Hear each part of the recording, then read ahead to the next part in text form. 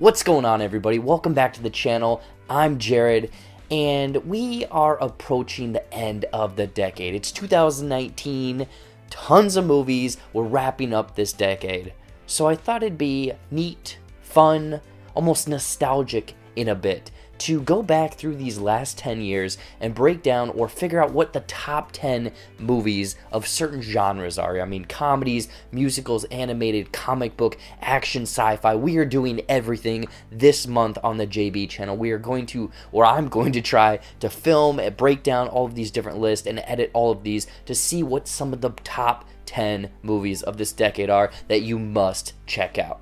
So we're starting with this video. Obviously you saw the thumbnail and the title, and we are breaking down the top 10 comedies of the 2010s, the 10s, the 2K10s, I don't know what we're calling this decade, but we're counting down the top 10 comedies, or, you know, the best ones, my favorite ones. It's kind of this amalgamation. But before I get into my top 10 comedies, let me know what your guys' top 10 comedies, what are some of your favorite laugh out loud moments from movies? Let me know in the comments down below. There's probably quite a few that I've missed, but this is my list. These are movies that I've checked out. So let me know what your guys' is down below. But before I get into my top 10 best comedies, most favorite comedies of this last decade, here are a handful of honorable mentions that just missed the list. I mean, they have great parts of them, but obviously they don't make my top 10. I mean, let's see here. We have Ted, we have Game Night, we have What We Do in the Shadows. I actually just watched that, and I thought it was a very good movie, you know, almost this documentary, you know, office type feel, but I didn't think that it hit in the top 10. We have The Duff, which is kind of a hidden one that I, for some reason, really latched onto. Everybody Wants Some.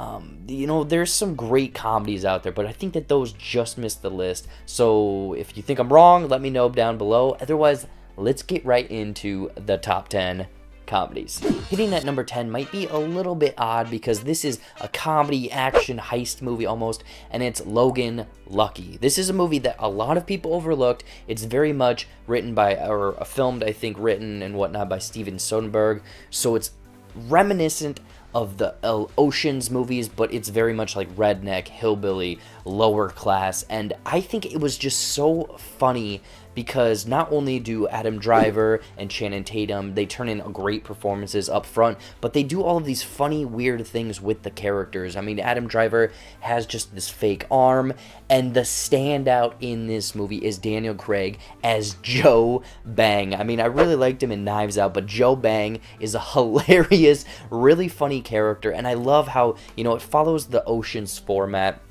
but it's ridiculous, it's fun, it's a great time at the movies. So I think that this is almost cheating a bit because it's not a straight up comedy, but I very much enjoyed this film. Hitting at number 9 is actually a newer one, and I think later on, maybe a few years in the future, after watching this a bit more, I think that this will hit higher on my list, but I'm going with Booksmart. I mean, it's very much reminiscent of 2007's Superbad, but with women, and I loved what Olivia Wilde did in this movie with the two characters, the almost comic, like, these characters aren't even real, but they are real because of the way, what, Gen Z or whatever, they're dealing with TikTok and all that crap.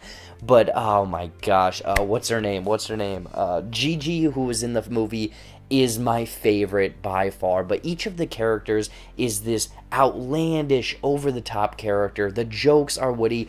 The Uber scene alone is over-the-top hilarious if you've seen the movie. I'm not going to spoil anything, but man, this is a very, very funny movie. It's more of a, almost this like coming-of-age story as well, tucked into this almost heartwarming story of friendship, but man, it is funny, so definitely hitting on the top 10 here. Number 8 is going to be a controversial one because this one has a special place to my heart, and I know a lot of people are going to completely crap on this one and think I'm outrageous, but Mike and Dave Need Wedding Dates is one of the funniest movies. Someone's flushing the toilet. One of the funniest movies of this decade. And, you know, not only is Zac Efron and Adam Devine, they have great chemistry in this movie, and then you also have Anna Kendrick and Aubrey Plaza, but my god, I was in the theater, and this is the hardest I've laughed and the most I've cried from laughing in a movie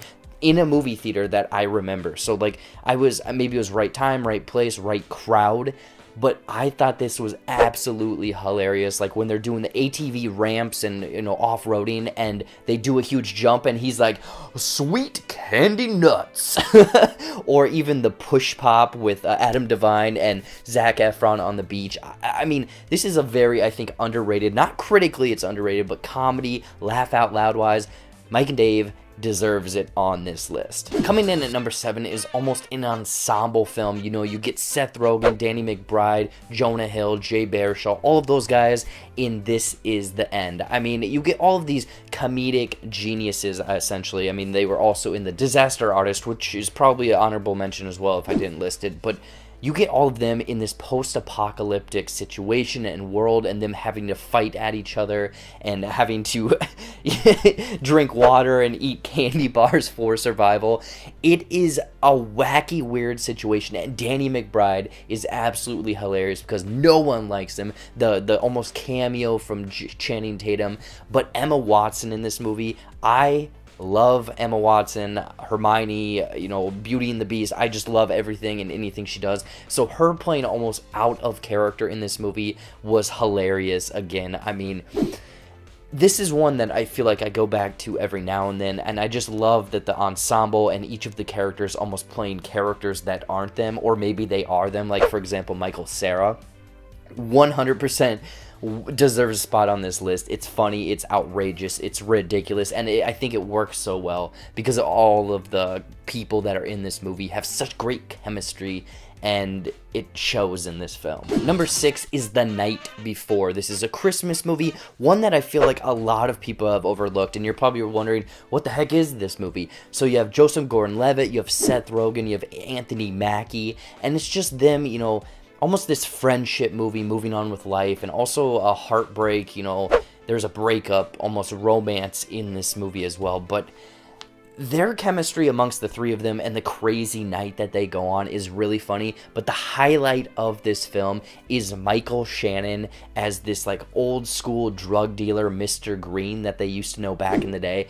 He's not in the movie that long, maybe 5 minutes, but he is comedically perfect. The timing, his portrayal, the weird character that he puts on in this movie. This is in my Christmas movie repertoire when I watch them every year. Getting into the top 5, 21 Jump Street. I personally, the first time I watched this movie, I thought it was complete crap.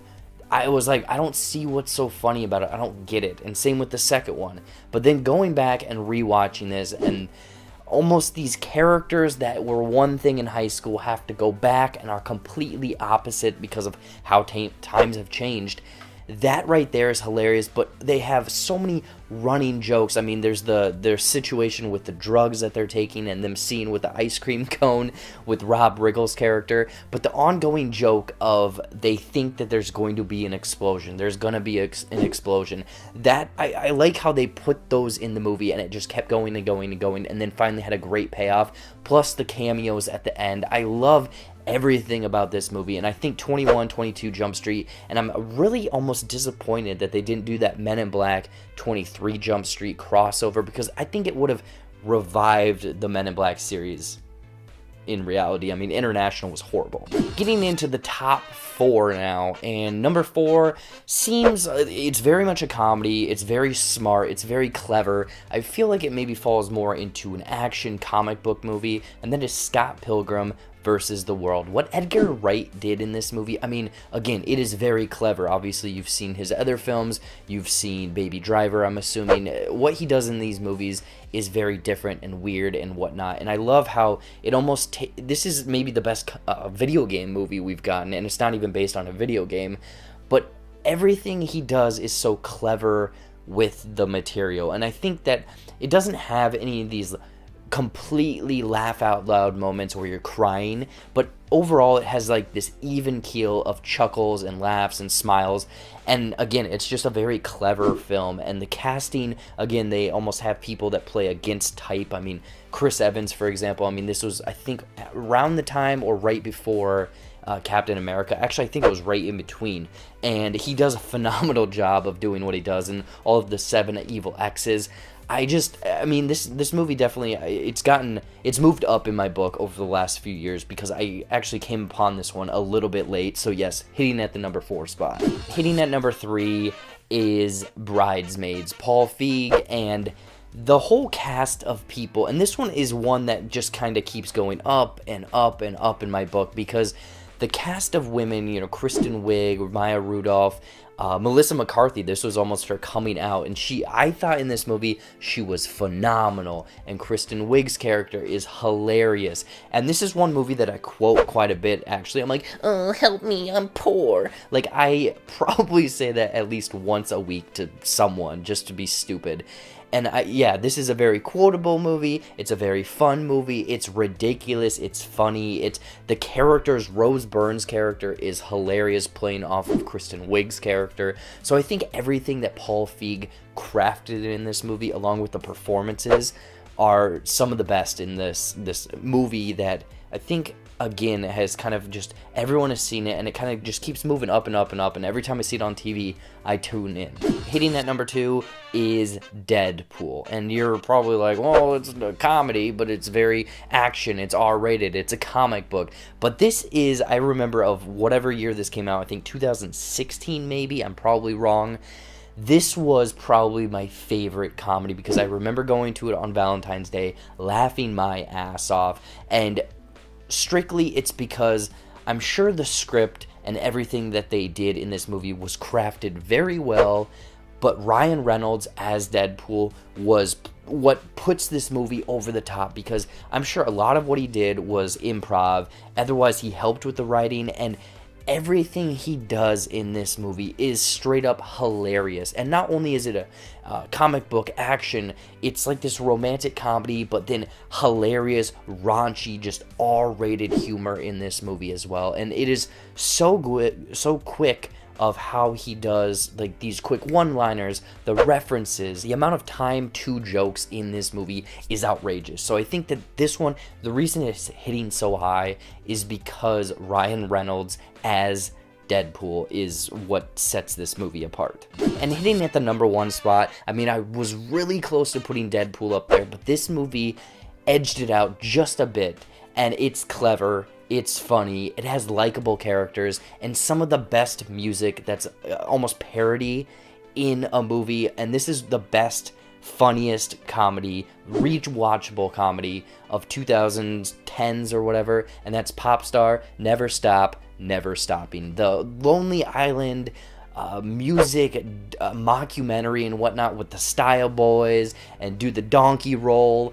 Everything in this movie is hilarious because the music of Lonely Island in this movie is catchy, and it's funny, and it's like in your head. You're like, I'm so humble, Sweet Glenda, or Sick Glenda, actually. Like, there's so many funny parts in this movie. There's even like this, the characters too. I'm all over the place on this movie because I love this comedy so much. I mean, the Andy Samberg and the dudes of Lonely Island are hilarious, play off of each other. It very much follows this behind the music mockumentary of the band breaking up, going on a solo trip. The music is hilarious. Chris Redd is almost a supporting side character, and he absolutely knocks this one out of the park. And then there's all of these funny other things in there, like this covering the camera, and then there's bees attacking and getting a flamethrower to kill the bee.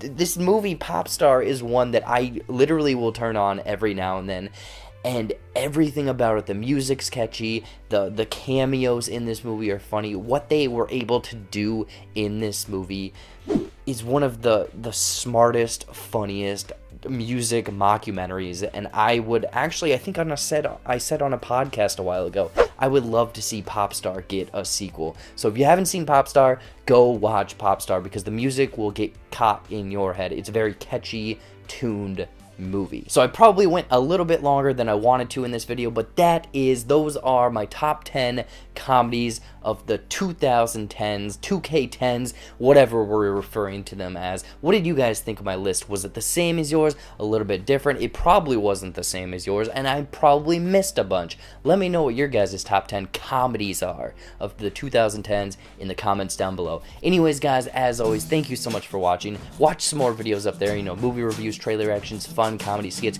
There's hopefully, if I have enough time this month, there's going to be about 5 or 6 more of these top 10 movies coming out. So stay tuned for all of that. Follow my social media. Click that subscribe button. Click that bell icon.